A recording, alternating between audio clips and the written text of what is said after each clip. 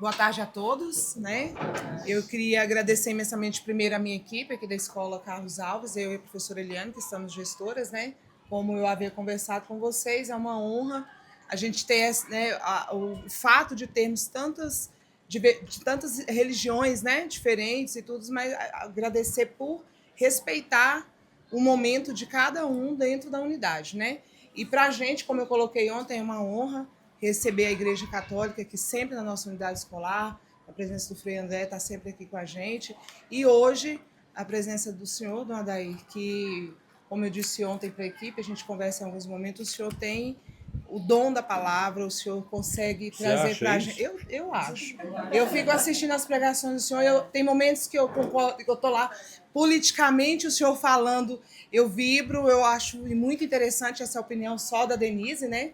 Não é da opinião da equipe toda, e acho também que quando o senhor ministra a palavra de Deus, o senhor toca a gente de uma forma que está presencialmente com o senhor, chega a tô tremendo, porque eu sou ótima de conversar, mas eu estou aqui nervosa, ansiosa pela honra de receber uma figura tão importante, uma pessoa tão importante para nós católicos, né? E eu espero que os nossos colegas protestantes, né, da igreja evangélica também receba com esse carinho a palavra, porque, enfim, a gente está falando de Deus.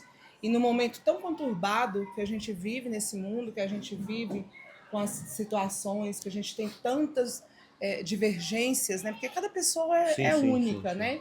E que o ambiente que a gente recebe tanta carga, tanta responsabilidade com as nossas crianças, que o Senhor possa trazer um pouquinho dessa sua paz que o Senhor transmite, desse seu ensinamento, em todas as áreas de fala que o Senhor tem. Então é uma honra e agradeço a paróquia, todos, né, da paróquia, e especialmente ao senhor que está presente aqui nesse momento. Primeiramente, eu quero agradecer a senhora por abrir as portas da escola, né, para a religião. Sim. Porque também as outras religiões têm direito de visitar Sim. as escolas. Né? Nós estamos ainda num Estado laico. O que é o Estado laico? É um país que protege as religiões, que não persegue as religiões. Nós ainda vivemos isso. O Estado laicista é aquele que persegue a religião, como Nicarágua, como Cuba, como China, tem na Rússia também. Coreia do Norte talvez seja a pior de todos, né? Que lá os pais que têm fé só deixam para ensinar os filhos a religião depois que eles crescem, porque se ensinar quando é pequeno, chega na escola, conta que reza em casa, então já vem a polícia, né? Esse é o Estado laicista, né? Terrivelmente ateu.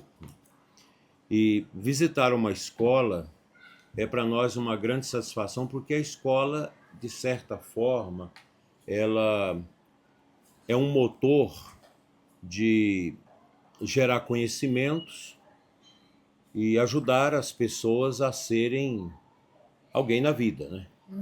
Como a gente fala, né? E eu venho aqui com um sentimento também de muita união com vocês, de muita solidariedade, porque eu sei que a missão de professor, ela não é uma profissão fácil em nossos dias, sobretudo na escola pública. Vocês sabem mais do que eu, que hoje as famílias elas estão passando por um momento muito difícil, né? A destruição da família foi muito grande nos últimos 70 anos, agora que está recomeçando um trabalho de reconstruir a família, de realmente a família voltar a ter atenção. Nós tivemos uma grande mídia, sobretudo Rede Globo, que durante esses últimos 60 anos, com as suas novelas, com o programa Malhação, tudo isso, ajudou a desconstruir o berço familiar. E a escola, ela é um pulmão da sociedade, porque aqui vocês sentem o que é as famílias, como que está o mundo lá fora. Aqui se sente tudo. As crianças contam, né? E você vê um adolescente, aí uma menina triste, uma coisa vai investigando que tem uns problemas de pedofilia, que vem desabar tudo na escola. Então a minha palavra para vocês, eu acho que eu diria o seguinte: mais do que uma profissão, hoje vocês têm que entender a presença de vocês na escola como uma missão, gente. Todos nós temos que zelar do ser humano. Nós temos que melhorar os caminhos do ser humano. Nós vivemos um momento muito difícil, uma incerteza no mundo muito grande e as pessoas muito sem rumo. É um tempo que nós estamos passando. Nós nascemos nesse tempo e vamos ter que enfrentá-lo. A filosofia tem suas respostas, a sociologia também, a psicologia tem suas respostas e contribuições. Mas para nós cristãos, eu acho que aqui praticamente todos são cristãos, todos acreditam no Cristo, né? Para nós cristãos, o sentido está nele, na sua cruz. O sentido está no Cristo. O ano passado eu quis visitar numa peregrinação que me ofereceram o campo de concentração de Auschwitz na Polônia. Por que eu me interessei muito de ir nesse roteiro? E o pessoal até modificou o roteiro para a gente poder assistir. Porque eu li um livro há 25 anos atrás, mais ou menos, chamado Em Busca de Sentido, do autor Viktor Frankl, que é o pai da logoterapia. É um novo ramo da psicologia. O Papa João Paulo II recomendava muito a logoterapia. Ele era judeu, então morava na Polônia, e um dia de manhã, então, a polícia de Hitler chega e prende aquele médico e com a sua esposa, suas duas crianças, um menino e uma menina. Bota no carroção, leva, bota no trem. Lá na frente é feminino para cá, masculino para cá. Ele despediu da esposa e da filha, sabendo que nunca mais ia vê-los. E foi com o menino. Lá na frente, adulto para cá, criança para cá. Então arrancaram o menino dos braços dele. E desde o momento da prisão, ele sabia que ia ser muito difícil. E ele teve uma intuição, não sei se de fé, de viver tudo que ele ia viver, dando um sentido a tudo aquilo que ele ia passar. E o livro Em Busca de Sentido, que é um dos livros mais lidos aí no mundo da psicologia, é um livro fino. A história dele é maravilhosa. É maravilhosa. Eu acho que depois que você conhece a história de Viktor Frankl, a gente passa a ser diferente. Porque hoje mesmo conversando com a senhora ali, que o marido está terminal no câncer, né? Pedindo o padre para fazer o casamento deles, atender as confissões, dar a comunhão para eles. E ela triste, eu disse, olha, não é para me ficar com dó de ti. Eu estou aqui falando para você com muito amor, mas você tem que dar um sentido a isso, né? Não é por um acaso. Deus te deu essa oportunidade de você zelar do seu marido, que é um jovem esposo, que com toda a sua força, de repente descobre um câncer maligno, triste, e o médico deu 4 meses, já tem 2 anos, mas agora está bem difícil. Então, Viktor Frankl, eu fui lá no lugar onde ele desceu, onde ele viveu. O campo de concentração é uma coisa inimaginável, o que era aquilo, né? Eu fiquei ali uma manhã toda estudando, escutando os relatos, lendo, conferindo. É uma coisa terrível. Então, eu penso que o instrumental desse livro de Viktor Frankl, ele é muito positivo para nós. Hoje, vive melhor quem sabe dar sentido. Eu aprendi a não ter dó de quem sofre, mas ter amor, que é diferente. Quando você tem dó, você pega aquilo para si. Eu lembro há uns 6 anos atrás, eu dei uma paróquia para um padre trabalhar, um lugar muito pobre, de muito sofrimento. E o padre, ele nunca tinha passado por sofrimento. Eu preparei ele. Falei, você vai chegar, você vai amar aquele povo, você não fica com dó, não tenta envolver com tudo, que você morre e lá continua do mesmo jeito. Você vai lá ajudar o povo a dar sentido. 5 anos depois ele veio me agradecer. Se não fosse aquela palavra, ele não saberia como ele teria desenvolvido o seu trabalho ali. Então, nós não precisamos ter dó, mas nós temos que ter amor às pessoas, porque o amor liberta. O sentimento de dó, ele é atrasado.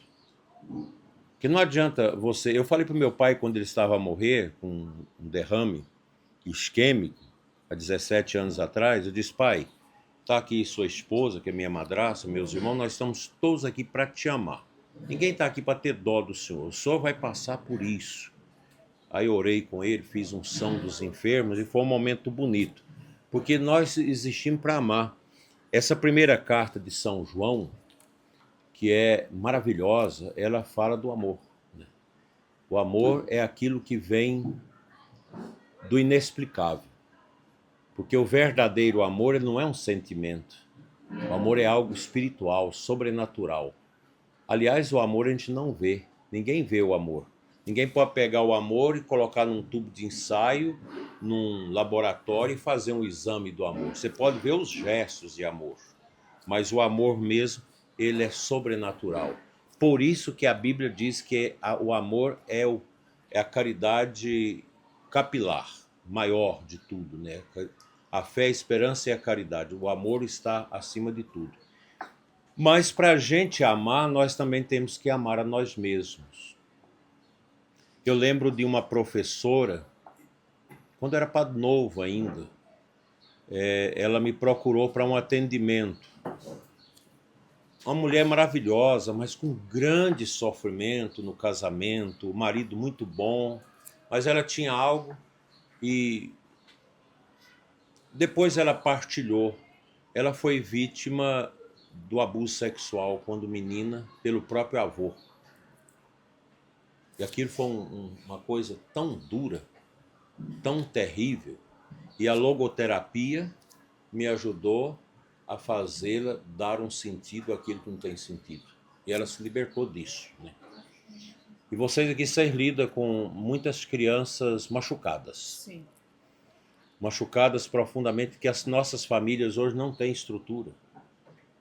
Uma criança que nunca foi amada, que não foi querida, que não foi desejada, às vezes abusada. Aqui tem muito, nessa região nossa, que tem muito abuso sexual. Eu creio que vocês mesmos já detectaram muitas vezes isso aqui. Então, a missão de um professor hoje, ela precisa ser encaminhada nesse sentido. Mas, qual é a grande preocupação? Os professores também estão doentes. Eu me lembro, em 2007, a subsecretária de Educação lá de Minasul me procurou, era padre lá antes de ser bispo, um ano depois fiquei bispo. E ela chegou para mim e falou: padre, o senhor vai ter que nos ajudar nos blocos de formação para os professores. Tem um tema aqui que nós nunca ouvimos falar disso, burnout. Eu falei, nem eu, nunca vi isso. Aí eu fui pesquisar, naquele tempo estava começando a internet, a gente já tinha muito acesso. Tem essa palestra preparada no meu computador até hoje. E depois que a gente fez esse estudo sobre a burnout, em várias unidades ali com os professores, também com oração, o pessoal agradeceu, porque a gente precisa enxergar primeiro a gente. E a gente tem que enxergar a gente com amor, porque se eu não me amo, se eu não gosto de mim, se eu não me aceito, como que eu vou distribuir amor e dar sentido à vida das pessoas? Vocês não imaginam, um professor tem um poder sobre os alunos. Mesmo que isso foi tentado tirar a todo custo, com essas novas leis, essa confusão, essas influências externas de Revolução Francesa, tudo isso que tenta tirar a autoridade das pessoas, porque o mundo hoje não quer aceitar a autoridade. E a autoridade existe até no reino animal, né? A autoridade ela é fundamental para equilibrar as coisas. Então, o professor não tem autoridade. Você passa dificuldade. Eu fui professor também, eu sei como que é isso, né? Você passa por dificuldades. Então, eu gostaria que vocês encorpassem essa minha palavra, esse meu sentimento, que vocês passassem a olhar a escola como um campo de missão. Vocês católicos, evangélicos, um campo de missão, onde eu tenho que agradar a Deus fazendo bem para essas pessoas. E entre vocês também, gente. Entre os professores, às vezes, tem muitas picuinhas que machucam muito. É um puxando o tapete do outro. Isso não pode ter. Os professores precisam ser muito unidos. Tem colégio que consegue esse nível de muita união. Eu sugiro para vocês, às vezes, um momentinho de oração, uma vez, duas no mês, só com os professores, que vocês precisam de oração. Essa negatividade desses meninos passa tudo para vocês. Se vocês não tiverem oração e não tiver amor, a sugestão que eu dou para vocês Ao chegar na escola, o Salmo 22, o Senhor é meu pastor.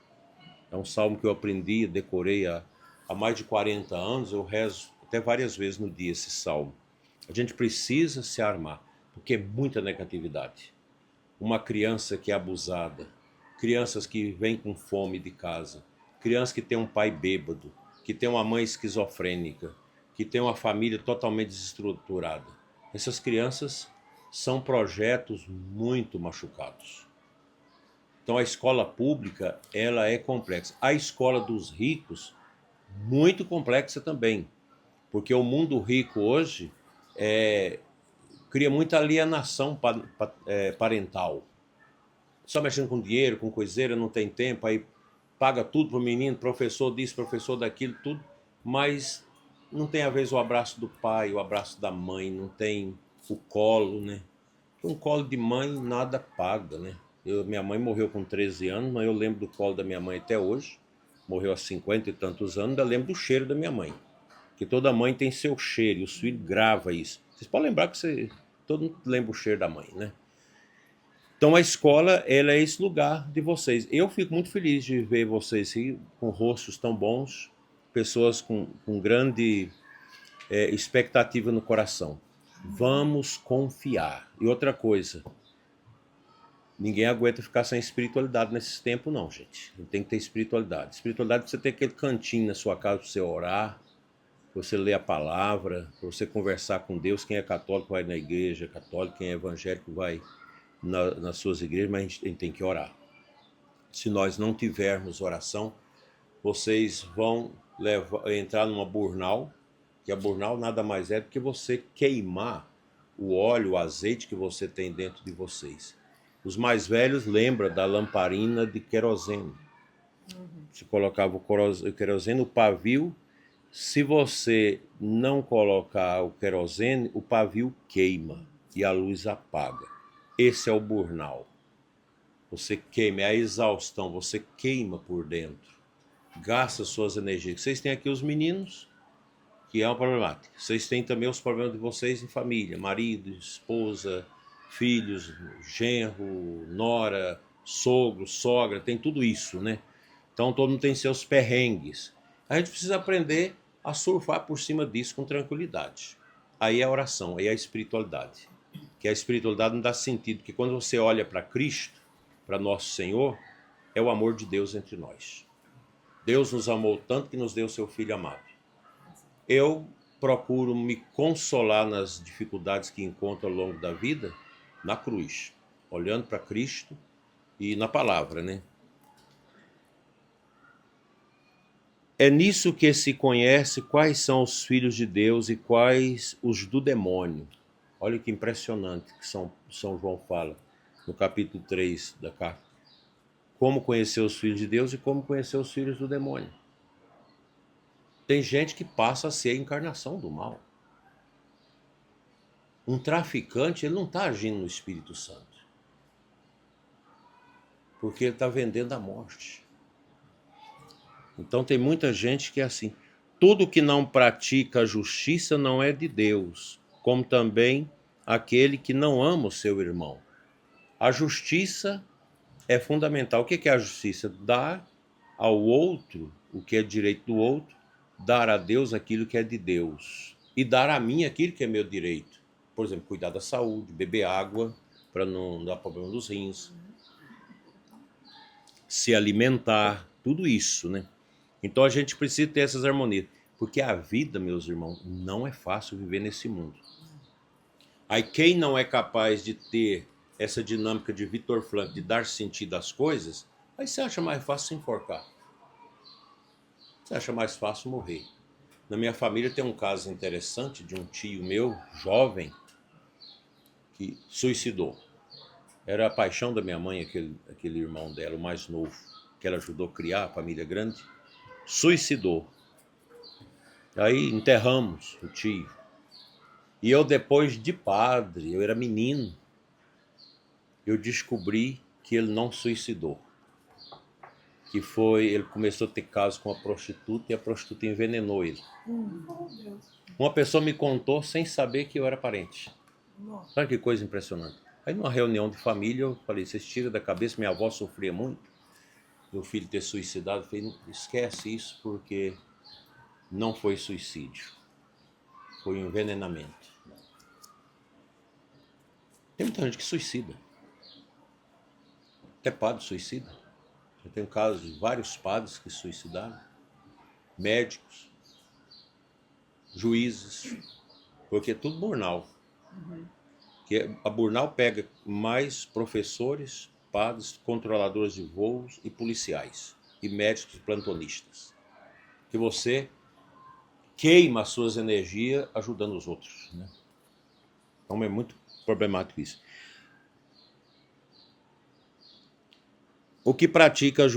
Quem não pratica a justiça não é de Deus, mas como também aquele que não ama o seu irmão. Quem não ama não pertence a Deus. Pois esta é a mensagem que tendes ouvido desde o princípio, que nos amemos uns aos outros. Não façais como Caim, que era do maligno e matou o seu irmão. E por que o matou? Porque as suas obras eram más e as do seu irmão eram justas.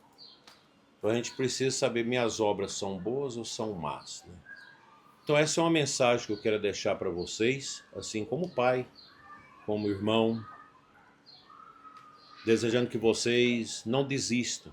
Eu sei que nós estamos com muitos problemas nas escolas, gente que não dá conta mais de ir para a sala de aula, pessoas que entraram em burnout, esgotaram, né? Não é fácil, precisa ter força. E a gente vai ver sempre a causa dos desastres. É uma falta de uma espiritualidade, de mais amor em casa, de ter um tempinho para você. É bom ter um tempinho para você fazer uma coisinha que você gosta, né? Você, além da escola, você tem que levar trabalho, tem que preparar a aula, tudo isso é um tempo muito, muito gigante, né? Que se exige dos nossos professores e também da diretora, né? Que presta conta de tudo isso. Então, meus irmãos, é isso. Nós estamos numa visita pastoral, o bispo vem conhecer um pouco a cidade. Essa escola mesmo eu não conhecia, né? Que são 35 paróquias a diocese, umas grandes demais, outras menores, e a gente vai, num período de 5 anos, tem que visitar todas assim, ficar uns dias na paróquia, né? Eu não consegui fazer isso na diocese porque tivemos esse tempo da Covid aí, dessa peste que atrapalhou muito a nossa vida. Então, eu não sei, eu abro assim uns 5 minutinhos para pergunta, alguma partilha que vocês querem fazer em cima desse tema. E eu quero dizer para vocês que para mim é uma satisfação imensa encontrar um grupo de professor que quer escutar um velho, um bispo. Mas é a sabedoria, né? Acho que falou tudo que Tudo. a gente precisava ouvir. E a